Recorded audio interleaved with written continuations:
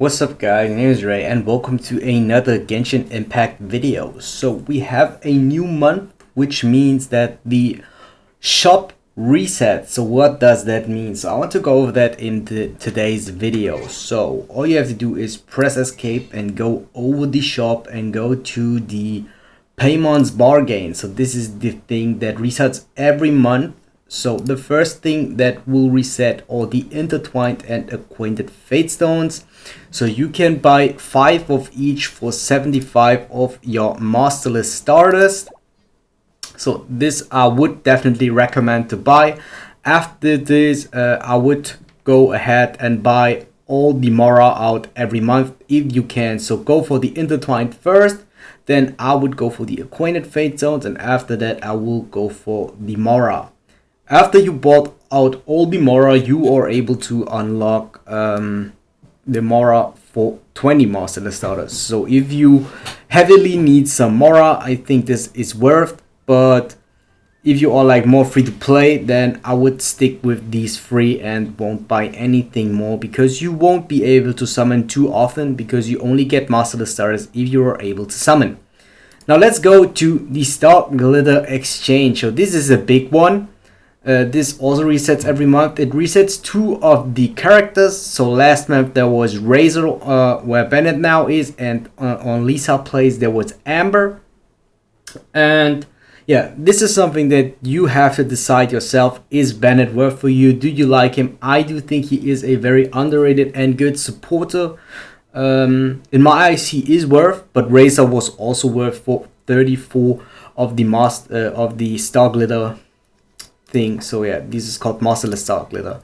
Lisa in my eyes is not too worth for this, but the alternative to these both are the weapons that just came in. So everything that I would buy except these 2 characters are these weapons. So I would never buy any of these. Same with the Stardust Exchange, because these are all farmable items that you can farm every day on any time. So I would go over the weapon. So now let's take a look at the Black Cliffs weapon. So they all are very similar. They all do the same. So after defeating an enemy, attack is increased by 12% for 30 seconds. This effect has a maximum stack of 3 stacks, and the duration of each stack is independent of the others. So let's go over this. So this does exactly the same thing. So all of the weapons are doing exactly the same thing. So let's talk about pros and cons in general about these weapons. After defeating an enemy, this is the big part. So you have to defeat the enemy to trigger the buff. Mainly it gives 12% crit damage base. So the weapon gives crit damage, which is very huge. I think if you are able to unlock a good amount of crit rate, this weapon is very strong with its base rate, base stat. But in my eyes, or personally, I do think that this is like only good in exploring over the map. But if you fight in a, let's say, or against stronger bosses, I don't think that this weapon is very good, because then you have no passive on your weapon. Of course, it is very strong if you're all on exploration. I think it is also very good in dungeons, because in dungeons you always fight multiple enemies, which will be the end game content in the game.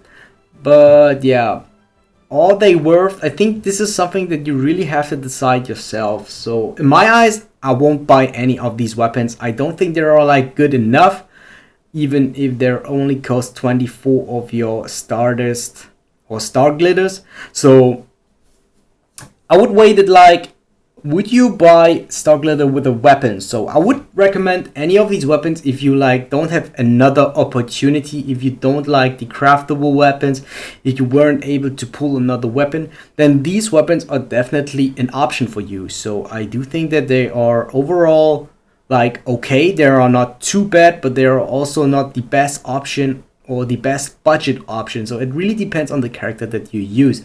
But what I do not like about these weapons is that you have to defeat an enemy to trigger the buff. The buff, of course, is very long, so it is 30 seconds. So most of the fights or done by like a minute or 2 minutes. So triggering a buff for 30 seconds, and you can stack this up 3 times, means maybe you will be able to trigger the buff for, let's say, 1 minute, and like for 30 seconds you will have a 24% attack increase, even if with the refinement rank of 1. Then this is very, very strong. So if you're able to refine this weapon to a higher rank, you will get more of the attack buff. Then maybe it is worth. So I would say that, so what is this? Yeah, the Black Cliff Slasher. I would consider this as a very budget version of the Wolf's Gravestone if you are not able to achieve it. And if you do like another weapon more, you can go for this. Crit damage will increase your damage that you will deal at the end for a very high amount. All the other weapons, as I said, work the same. So in my eyes, I do think that these 3 weapons are very good. So you can prepare this weapon if you like to for Zhongli and Zhao as a polyarm user, but there will be definitely better options than that. So same with this weapon. This weapon is like okay for Klee. So after defeating an enemy, which Klee is very fast, so she's very fast in defeating enemies. So I do think that this is a very strong weapon if you have a main DPS catalyst user. This weapon is very fine. These 2 weapons, the longsword and the slasher, I do think they are very good for any DPS that does use a sword. So a very good alternative. But yeah, again, as I said, you have to know yourself. The first part of the weapon is very important to know that you only can trigger the buff if you defeat an enemy. The bow, in my eyes, I think is very hard to tell because most of the people don't use archers as the main DPS, and I do think that this weapon is good for DPS archers like Fischl, and if you use Venti as a more DPS unit, which I wouldn't do. So for me, there's like no real reason to use this weapon. You maybe can prepare this weapon for Child if you like to, because Child is a character that needs that can really profit from crit damage. But if you don't want to buy this weapon right now, or if you're like not a fan of Child, I think there's like no reason to buy the Blackcliff Warbow. Yeah, that's it for the weapons. Now, to end the video, I'm currently on my girlfriend's account. She allowed me to buy all the acquainted fate stones and all the intertwined fate stones. So she had exactly 750 of the Stardust. And yeah, I will do some summons for the video, and after that I will jump on my account and do some more summons. Okay, now let's hop right in. Hopefully we can get a 5-star, or she won't be too happy if she will come back to her account. Well, let's say maybe a good 4-star. Okay, these wishes doesn't look very good.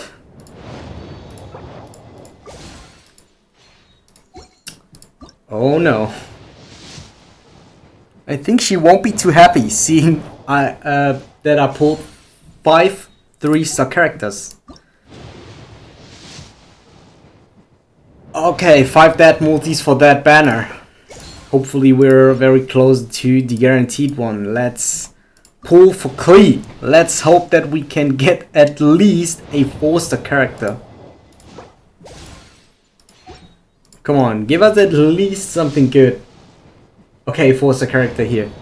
Hopefully it's something good. It is. Oh no, it is a Favonius Warbow. That's actually not what you wanted to see. I'm pretty sure about that. Okay, okay. Oh no. Wasn't worth at all.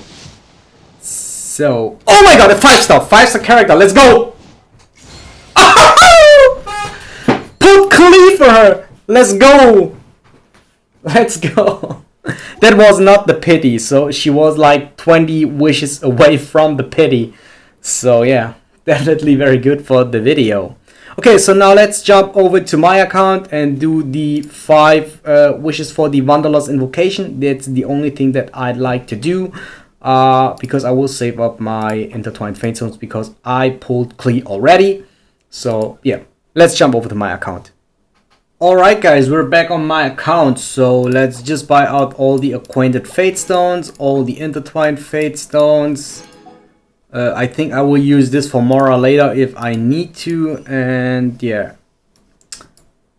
Something that I missed out is currently I would not recommend to buy these except if you're very close to the pity for your 5-star character. If you're not too close, I would really recommend to save these up, because in the future I think this shop will be very relevant. Okay, now let's hop into my summons. So I'm not close at all to the 5-star, so if I'm hitting a 5-star now, I'm very lucky, because I just pulled a Wolf's Gravestone very recently on that. So yeah, I don't think that there's a chance for a 5-star, but maybe a 4-star. So I'm hoping for a dupe for Beidou or for Sucrose. But yeah, it doesn't look too good now. Okay, just 2 pulls left. Okay, also a dead multi, dead single summon. Last for the video. So I want to thank you guys in advance if you guys enjoyed today's video, and if you guys do subscribe to my channel for more Genshin Impact content. Yeah, and I will do the summon and end the video afterwards. And yes, see you guys next time.